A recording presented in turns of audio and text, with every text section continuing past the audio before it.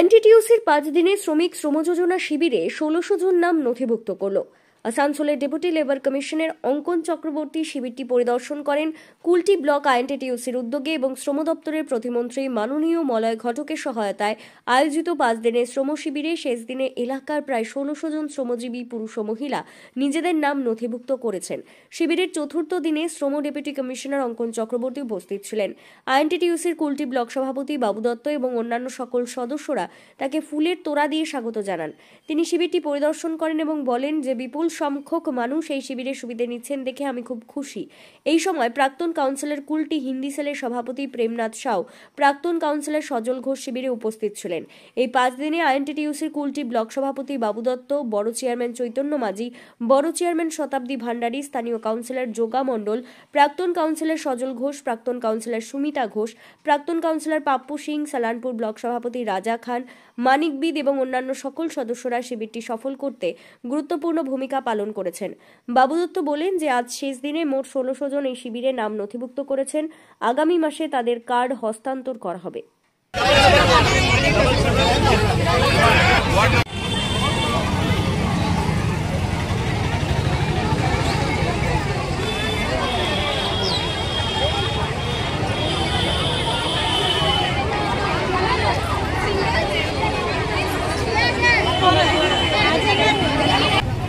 ধন্যবাদ জানাই কুলটি ব্লকের যিনি ভারপ্রাপ্ত আইএনটিটিইউসির যিনি সভাপতি রয়েছেন মাননীয় শ্রী বাবু দত্ত মহাশয়কে। ওনার আজকে এই যে উদ্যোগ, এই উদ্যোগের জন্য আজকে আমাদের এলাকার এখন বড়াকার অঞ্চলের যে যত অসংগঠিত শ্রমিক রয়েছে তারা আপনি দেখতেই পাচ্ছেন যেভাবে উপকৃত হচ্ছেন।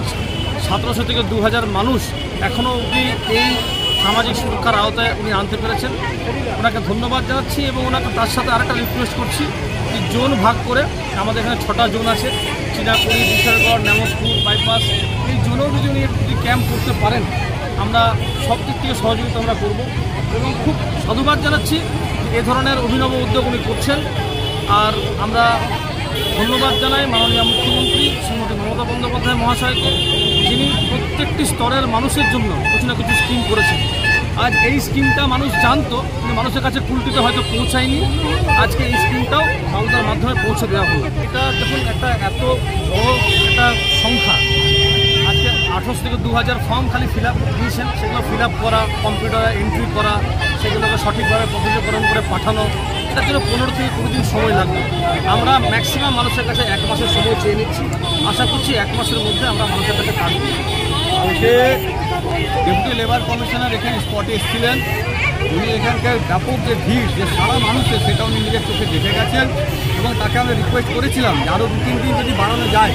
কিন্তু অনেক রকম টেকনিক্যাল ব্যাপার থাকে, যে এত লোক যে ফর্ম ফিল আপ হয়েছে সেগুলো ইনপুট করতে একদম আপ টু স্টেট পর্যন্ত সেগুলো টাইম লাগে। তো সেই জন্য প্রথম ফেজে যারা 2000 পর্যন্ত আমরা করাতে পেরেছি তাদের যখন পাসবুক হয়ে যাবে, কার্ড হয়ে যাবে, তাদের যাওয়ার পর তখন নেক্সট টাইম আরেকটা আমরা ক্যাম্প করাবো। যেটা চন্দন বললো যে এবারে অন্যান্য জন নিয়ে সাতচরিয়া নিয়ামতপুর নিয়ে একটা আমরা করবো।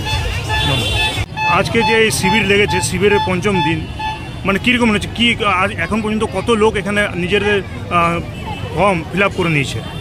প্রথমে মাননীয় মুখ্যমন্ত্রীকে আমরা কুলটি ব্লক আইনটির পক্ষ থেকে অনেক অনেক ধন্যবাদ জানাই যে লক্ষ্মী ভাণ্ডারে 1000 টাকা উনি 2000 টাকা সেটা করেছেন ঘোষণা।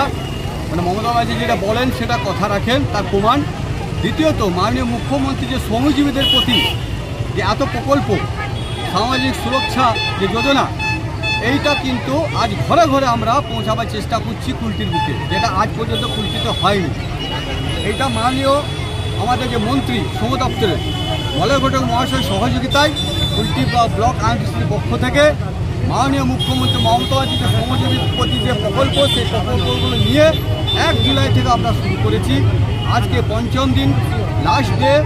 এখনও পর্যন্ত 1700 থেকে 1750 নাম নথিভুক্ত হয়েছে। আশা করি বিকেল 4টা-5টা পর্যন্ত 2000 ছাপিয়ে যাবে।